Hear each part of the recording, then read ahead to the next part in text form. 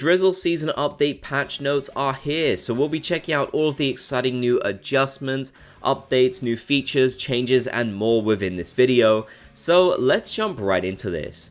Starting us off, they have confirmed some of the things we already knew about that'll be added in as new content for the season.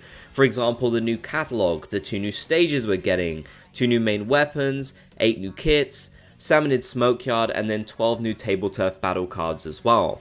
They also confirmed that they will be adding in the adjust gear feature, which will be able to adjust headgear and certain t-shirts. Not every single one, but certain ones will be possible, and hopefully we'll learn exactly all of what those are soon. There will now be some changes to multiplayer.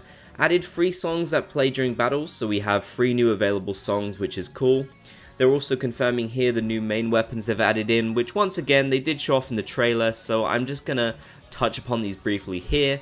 But they mentioned that the Dead Ringer is a slosher that fires 2 bursts of ink with each swing.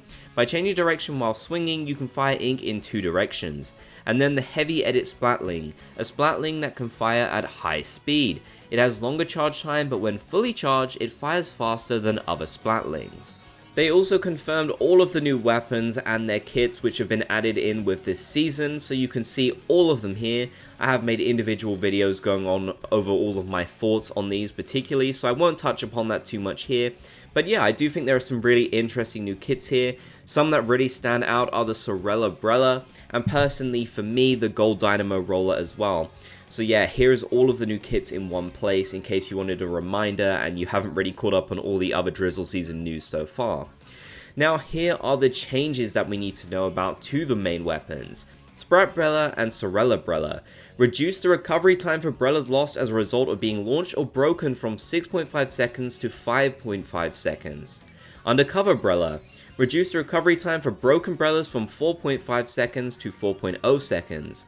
Reflux 450. Narrowed the spread angle when fired without charging by approximately 30%. Narrowed the spread angle when firing while charged 1 level by approximately 29%. I'm really happy to see the Brellas get some buffs in this particular update, and the Sorella Brella has already gotten one even though it has literally just been added in, which I definitely think is pretty cool. So yeah, I know this isn't an absolutely massive change, although I do think it'll make a pretty big difference. 1 whole second is quite a lot in Splatoon time, honestly. So yeah, that's really good news to hear. And I'm hoping that will be a useful adjustment for Brella players. I'm not one personally, so you'll have to let me know in the comments section down below how much this affects you personally. I'd like to hear. Now we have the changes to special weapons. Killer Whale 5.1. If there is no target it can lock onto in the area of effect, it will now lock onto the target last in the area of effect. Wow, that's a really interesting change. I just wanted to quickly give my thoughts on that one before I forget what I wanted to say about that when we move on to some of these other adjustments, but yeah. That seems like a pretty big change, honestly. That could be really useful. Added a display indicator and sound effect to clarify the locked on target when the lasers are fired. That's also really useful. Wow, that's actually a pretty cool adjustment. Zipcaster, now possible to attach closer to the ground than before. That's good. Increase the damage dealt by the explosion from colliding with the ground. The radius of that explosion has increased by approximately 50%. That also seems pretty good too. Tacticooler extended the cooldown time for the special gauge after placing a Tacticooler from 7.5 seconds to 10 seconds. Okay, that's definitely interesting. I'm not sure how to feel about that one, but yeah, okay. This change with the Killer Whale is really good, and the one with the Zipcaster feels really good too. I don't know. I really like these. I'm not like the most competitive Splatoon player, so I try not to go too in depth with my analysis of things, especially when they've just been revealed, but to me these sound pretty good. Let me know your thoughts though. Specifications for some gear abilities have changed. Tenacity, increase the speed at which the special gauge fills while the conditions are met. Last Ditch Effort, reduce the maximum amount of effect for the ability increase while the conditions are met from the equivalent of 2.5 primary abilities to 1.8 primary abilities. Secondary abilities are the equivalent effect of 0.3 primary abilities. Points required for some special weapons have changed. NZAP 85 has gone from 180 up to 190, and the Anarchy Splattershot Nova has gone from 200 to 210. Moving on, when X Power, Challenge Power, Anarchy Power, or Splatfest Power calculations are complete, if the results exceed the maximum value for the initial calculated results value, a small amount of the excess value will be added to the calculated results. Made it certain challenges where rankings are sometimes announced, such as the monthly challenges or new season challenges, battles will not end as no contest when a player disconnects immediately after the start of the battle when either team is comprised of a group of 4 members. This change is to prevent wasting challenge time with no contest battles due to the other team disconnecting. Seems like a pretty decent change to me, honestly. Moving on, changes to Salmon Run, added a new weapon, Drizzle Julies. So here is the confirmation that we have all been waiting for from this update. Yes, it is Drizzle Julies. It's not a Splatling. I'm sorry, Splatling players, but I'm so happy it's not a Splatling.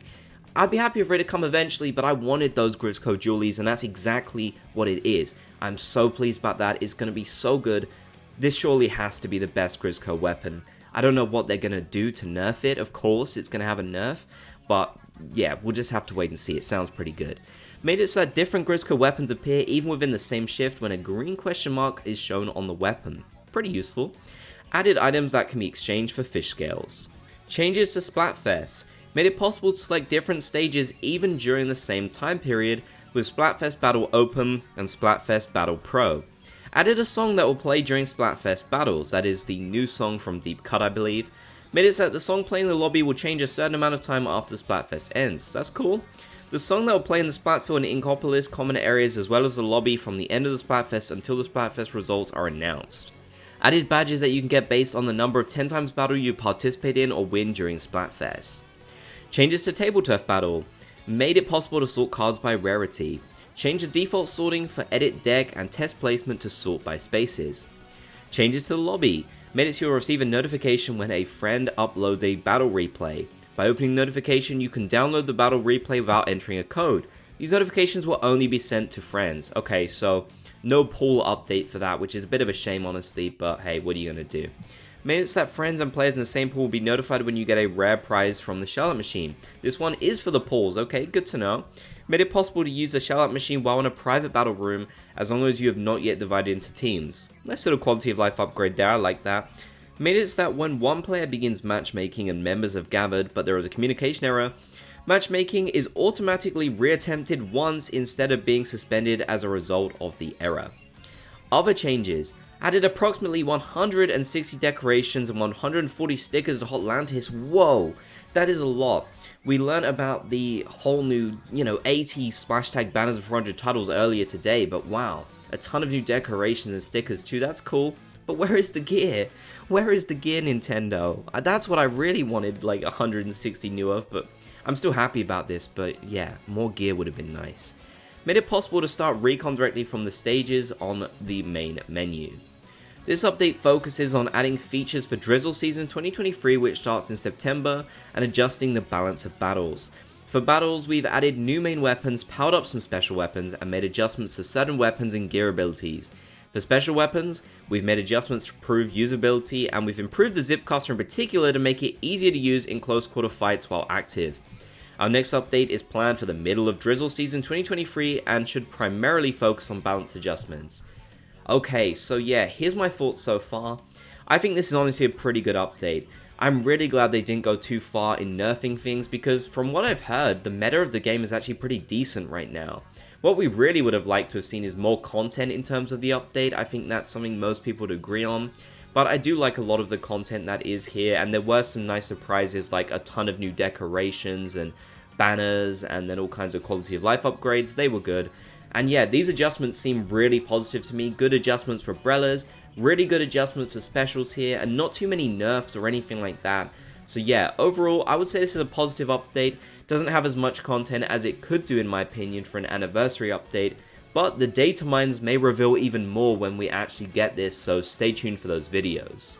Let me know your thoughts down in the comments section below though. If you made it to the end, be sure to comment Splat Gang so I know you did. If you enjoyed, be sure to leave a like, and if you haven't already, consider subscribing and turning on notifications for more.